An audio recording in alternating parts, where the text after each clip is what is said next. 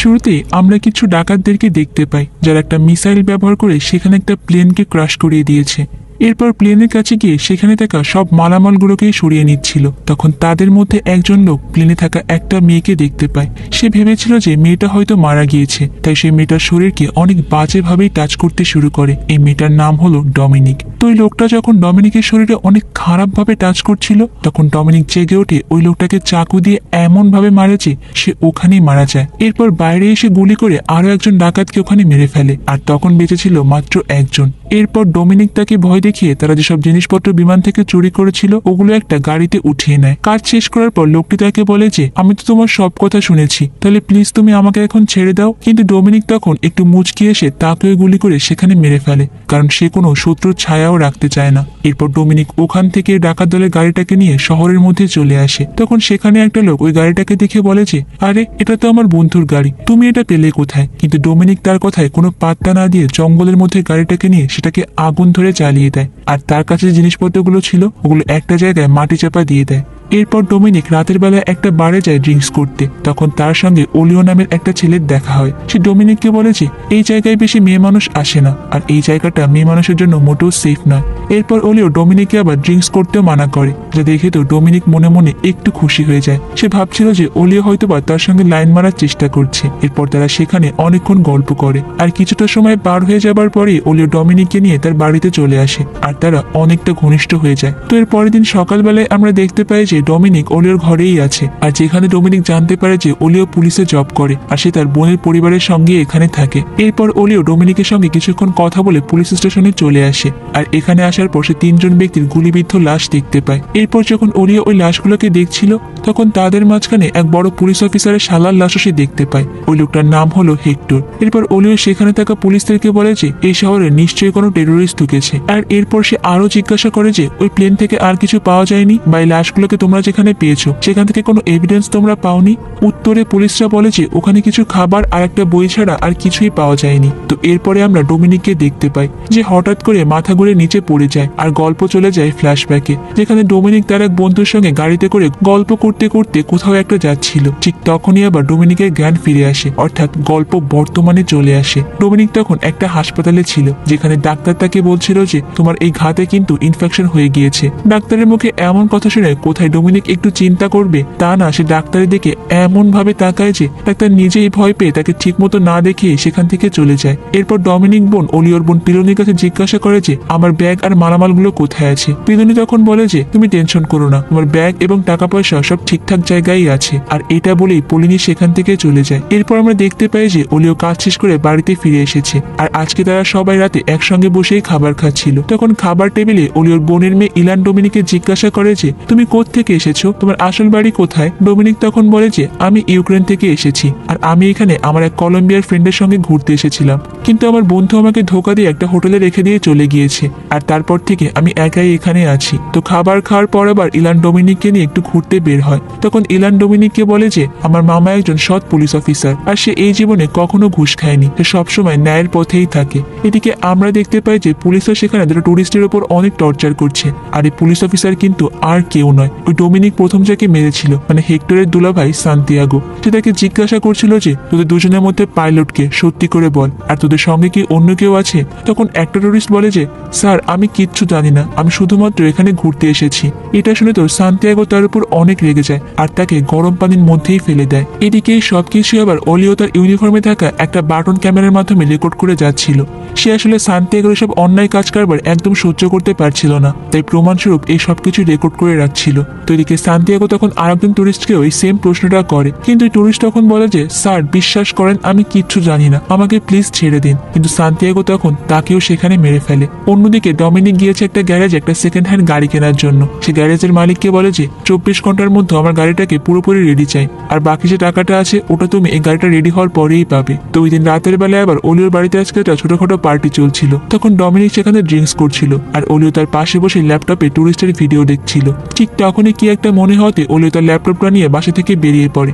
তো এরপর আমরা দেখতে পাই যে ওলিও সেখানে একটা লোকের সঙ্গে দেখা করতে এসেছে। সে তাকে বলছিল যে পুলিশ অফিসাররা কার্টুলকে সাহায্য করছে। আর ঠিক তখনই সেখান থেকে কেউ একজন এসে ওলিওর মাথায় প্রচন্ড জোরে আঘাত করে আর ওলিও সেখানে বেহুশ হয়ে যায়। এর একটু পর আমরা দেখতে পাই যে সান্তিয়াগোই আসলে ওলিওকে বেহুশ করে তার কাছে নিয়ে এসে টর্চার করছিল। সান্তিয়াগো ওলিওকে বলে যে তুমি তোমার ভাইকে ধোকা দিয়েছো। এটা শুনে ওলিও বলে যে তুমি কোনো জন্মেই আমার ভাই নও, তুমি একটা শয়তান জানোয়ার যার শরীরে মায়া দেওয়া বলতে কিচ্ছু নেই। এটা শুনে সান্তিয়াগো বলে যে তোমার যা বলার ইচ্ছা আমাকে বলো, কিন্তু তুমি আমাদের এই ভিডিও রেকর্ডিংটা করে একদমই ঠিক করোনি, অনেক বড় ভুল করে ফেলেছো, এর শাস্তি তোমাকে পেতেই হবে। আর একটু পরে আমরা দেখতে পাই যে সান্তিয়াগোর বোনের মেয়ে মানে ইলান ভয় পেয়ে চিল্লাতে চিল্লাতে বাসার সামনে দৌড়ে আসে। আর সবাই দেখতে পায় যে ওলিওর কাটা মাথা তাদের বাড়ির সামনেই রাখা। আর এই কাটা মাথাটা দিতে এসেছে সান্তিয়াগোর ডান হাত জন, আর সঙ্গে করে আবার তার সাঙ্গপাঙ্গকেও নিয়ে এসেছে। সে সান্তিয়াগোর কাটা মাথাটা তার বাড়ির সামনেই রেখে দেয়। এরপর ডমিনিক সেখানে চলে আসে আর জন তার দলবলকে নিয়ে ডমিনিককে দেখে তো একটু অবাক হয়ে জিজ্ঞাসা করে যে তুই আবার এখানে কি করছিস, তোকে তো ঠিক চিনলাম না। এটা শুনে ডমিনিক বলে যে তোর আমাকে পরে চিনলেও হবে, আগে বল তুই ওলিওকে কেন মেরেছিস। এটা শুনে জন বলে যে ওর অতিরিক্ত সাহস হয়ে গিয়েছে, সে আমাদের কিছু ভিডিও রেকর্ড আবার নিজের ল্যাপটপে রেখে দিয়েছে, এই জন্যই আমরা ওকে মেরে ফেলেছি। তবে ওর কাছ থেকে সমস্ত প্রমাণ নেওয়া হয়ে গিয়েছে, তাই হিসাব মতে এখন আর ওর সঙ্গে আমাদের কোনো লেনদেন নেই। তাই এর কাটা মাথাটা আমরা তোদেরকেই দিয়ে গেলাম, যা ওর শোক পালন কর কাটা মাথা দেখে। এই সব কিছু শুনে তো অলিওর বাবার একদম মাথা ঠিক থাকে না, সে ওখানে এসে তাদের উপর গুলি করতে শুরু করে। আর এটা দেখে তো জনরাও সবাই বন্দুক বের করে গুলি করতে যাচ্ছিল, কিন্তু ডমিনিক তো এইসব বিষয়ে অনেক এক্সপার্ট। সে নিজে জনের কাছ থেকে বন্দুকটা ছিনিয়ে নেয় আর এই গুন্ডাদের সঙ্গে লড়াই করতে শুরু করে। এমনকি সে নিজে প্রথমে জনকে ঢাল হিসেবে ব্যবহার করে। এরপর যখন ওই শত্রুপক্ষের সমস্ত গুলি জনের পিঠে এসে লাগে আর গুলিগুলো শেষও হয়ে যায়, তখনই ডমিনিক নিজে বেরিয়ে এসে একের পর এক জনের সব লোকদেরকে মারতে শুরু করে। আর এটা দেখে দুজন পুলিশ অফিসার দ্রুত সেখান থেকে বেগে সান্তিয়াগোর কাছে চলে যায়। আর ডমিনিক ওই গাড়িতে গিয়ে ওলিওর ল্যাপটপটা কালেক্ট করে নেয়। এদিকে সেই বেঁচে যাওয়া পুলিশ অফিসার সান্তিয়াগোকে সব কথাই খুলে বলে যে ডমিনিক কিভাবে একের পর এক তার দলের সদস্যদেরকে মেরে ফেলেছে। তখন সান্তিয়াগো বলে যে তোরা এখানে থাক, তোদের দিয়ে কিচ্ছু হবে না, আমি ওর কাছে যাব। অন্যদিকে তো ডমিনিক লড়াইয়ের জন্য আগে থেকে তার সমস্ত পিস্তলে বন্দুক লোড করে রাখছিল। তখন সেখানে ইলান এসে বলে যে কমান্ডার অর্থাৎ সান্তিয়াগো এসেছে। আর সান্তিয়াগো বাড়িতে ঢুকেই তো অবাক হয়ে যায়, কারণ সেখানে একের পর এক তার দলের সদস্যদের লাশ পড়েছিল। এরপর ডমিনিক যখন বাইরে বেরিয়ে আসে তখন সান্তিয়াগো তাকে বলে যে আমি তোমার সঙ্গে একটা ডিল করতে চাই, তুমি ভালোই ভালো ওই ল্যাপটপটা আমাকে দিয়ে দাও, তাহলে দেখবে আমি ওলিওর পরিবারের উপর আর কোনো হামলাই চালাবো না, আর তোমাকেও চুপচাপ এখান থেকে যেতে দেবো। টুরিস্ট হিসেবে আমার কথা শোনাটাই মনে হয় তোমার জন্য বেশি উপকার হবে। কিন্তু ডমিনিক তখন বলে যে ল্যাপটপ তো আমি তোকে দেবই না, আর ওটা যেখানে যাওয়া সেখানেই যাবে। সান্তিয়াগো এটা শুনে বলে যে আমার কথা শুনলে ভালো হতো, যেহেতু তুমি কথা শুনলে না তাহলে যাও ওলিওর পরিবারকে আগলে রেখো, কারণ কখন কোত্থেকে কে হারায় যায় কিছুই বলা যায় না। এদিকে ডমিনিক আর ওলিওর পরিবার তো আগে থেকে সমস্ত প্রস্তুতি নিয়ে রাখছিল, তারা ধারণা করছিল যে ঠিকই সান্তিয়াগো তাদের উপর হামলা করবে। ডমিনিক আগেই সবকিছু রেডি করে রাখছিল। এরপর সেই বাড়ির দুজন সদস্যকে প্রশিক্ষণ দিচ্ছিল যে কিভাবে ফাইট করতে হয় বা কিভাবে বন্দুক চালাতে হয়। তারপর সে ইলান আর আরেকটা মেয়েকে বলে যে আমি তোমাদেরকে যখন ইশারা করব তখন তোমার কাজ হবে জাস্ট লাইটটাকে অন অফ করা, আর এরপর দেখবে আমি নিজেই এক এক করে সব কটাকে সেখানে মেরে ফেলবো। তো ওই দিন রাতেই এবার সান্তিয়াগো অনেক রেগে গিয়ে ওলিওর বাড়িতে FBI সদস্যদেরকে পাঠিয়ে দেয় অ্যাটাক করার জন্য। আর ঠিক তখনই ডমিনিকের ইশারা মতো ইলান সেখানে থাকা সমস্ত আলোই নিভিয়ে দেয়। আর এই সুযোগে ডমিনিক অন্ধকারে কিছু FBI সদস্যদেরকে মেরে ফেলে। আর এরপর ডমিনিকের কথায় ওই মেয়েটি আবার একবার লাইট অন করছিল, আর দ্রুত এরকম লাইট অন অফ করার কারণে তো প্রত্যেকটা FBI সদস্য অনেকটা কনফিউজড হয়ে যায় যে তারা কোন দিকে যাবে। আর এই সুযোগটাই ডমিনিক খুব ভালোভাবেই কাজে লাগায়। সে একের পর এক সেখানে প্রত্যেকটা FBI সদস্যদেরকে মারতে শুরু করে। কিন্তু ঠিক তখনই একজন FBI সদস্য ওই বাড়ি থেকে বেরিয়ে দ্রুত কমান্ডার মানে সান্তিয়াগোকে ফোন করে বলে যে আর একটা সেকেন্ড টিম পাঠান, কারণ ডমিনিক এখানে সব কটাকে মেরে ফেলেছে।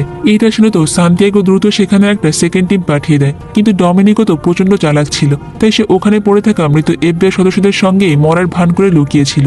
এরপর সে যখনই আবার ইলানকে ইশারা দেয়, ইলান তো একবারের জন্য বাতিতে অন করে আবার সেটা নিভিয়ে দেয়। আর এই সুযোগে ডমিনিক আবারও সেখানে আসা কয়েকজন FBI সদস্যদেরকে একের পর এক গুলি করে মারছিল। ডমিনিক এখানে যেভাবে গুলি চালাচ্ছিল তাকে দেখে কোনো সাধারণ মেয়ে মানুষ বলে মনে হচ্ছিল না, পুরো একজন আয়রন লেডির মতোই একাই গুলি করে যাচ্ছিল। তো এদিকে তো ঘটে যায় অন্য একটা কাহিনী, একজন FBI সদস্য কৌশলে বোম মেরে তাদের বাড়িটাকেই উড়িয়ে দিতে চাচ্ছিল। ঠিক তখনই ডমিনিক তাকে দেখে ফেলে, আর তাদের মধ্যে আবার প্রচন্ড লড়াই শুরু হয়ে যায়। একটা ফাঁকে ডমিনিক বুদ্ধি করে পা দিয়ে ওলিওর বাবার দিকে একটা বন্দুক এগিয়ে দেয়, আর ওলিওর বাবা তখন ওই বন্দুকটা দিয়ে FBI সদস্যকে সেখানেই গুলি করে মেরে ফেলে। আর এরপর পরিবেশ একটু ঠান্ডা হওয়ার পর তারা সবাই যখন বাইরে আসে তখন দেখতে পায় যে ওলিওর ছোট ভাইকে সান্তিয়াগোর লোকেরা সেখানে মেরে ফেলেছে। আসলে ওলিওর পুরো ফ্যামিলি সান্তিয়াগোর আসল রূপটা জেনে গিয়েছিল, তাই সান্তিয়াগো ভয় পাচ্ছিল যে তারা হয়তোবা বাইরে গিয়ে সবটাই প্রকাশ করে দেবে। এই জন্য সে চাচ্ছিল না যে ওলিওর পরিবারের কেউই বেঁচে থাকুক। তো ওই দিন ডমিনিক একটু সামনে এগোতেই দেখতে পায় যে একজন এফবিআই সদস্য এখনো বেঁচে আছে, আর তার কাছে সান্তিয়াগো ফোন করে বারবার জিজ্ঞাসা করছিল যে তোমরা কোথায় আছো, এখনো ওখানে কি করছো, ডোমিনিককে কি মারতে পেরেছো? তখন ডোমিনিক কিচ্ছু না বলে ওই ফোনটা কেটে দিয়ে ওই লোকটাকেও সেখানে মেরে ফেলে। এরপর তারা নিজেরা তাদের বাড়িতে আগুন ধরিয়ে পুড়িয়ে দেয়, কারণ তারাও চাচ্ছিল না যে কোনো প্রমাণ রাখতে। আর ঠিক এরপরেই ডমিনিক ওদের পরিবার সদস্যদেরকে নিয়ে একটা জায়গায় রওনা দেয়, কারণ এখানে থাকাটা তাদের জন্য মোটেও সেফ নয়। যে কোনো সময় পুলিশ এসে তাদেরকে এখানে মেরে ফেলতে পারে। তো পরের দিন সকালবেলা তো সান্তিয়াগো ওদের বাড়িতে আসে, কিন্তু এখানে আসার পর তো সে পুরোপুরি হতাশ হয়ে যায়, কারণ সে একের পর এক তার সব লোকদের লাশ পড়ে থাকে দেখে, আর ওই বাড়িটাও সেখানে পুরো পুড়ে ছাই হয়ে গিয়েছিল। সে ভাবছিল যে একটা মেয়ে কিভাবে এতগুলো স্পেশাল ফোর্সের মানুষদেরকে এইভাবে মারতে পারে। এরপর সেই লাশগুলোকে একটা ট্রাকে করে মর্গে নিয়ে যায়। এদিকে ডমিনিক তো ওদের পরিবারকে বাঁচানোর জন্য রাতটা পুরো কাটিয়ে একটা সেফ জায়গায় চলে আসে, আর ইলানকে বলে যে আজ থেকে কিন্তু তোমার দায়িত্ব সবাইকে দেখে রাখার। এরপর সে তাদেরকে একটা অ্যাম্বুলেন্সে তুলে দেয়, কিন্তু ঠিক তখনই দূর থেকে তাদের গাড়ির উপর হামলা হয়, আর সেখানে এই অ্যাম্বুলেন্সের ড্রাইভারটা গুলিবিদ্ধ হয়ে মারা যায়।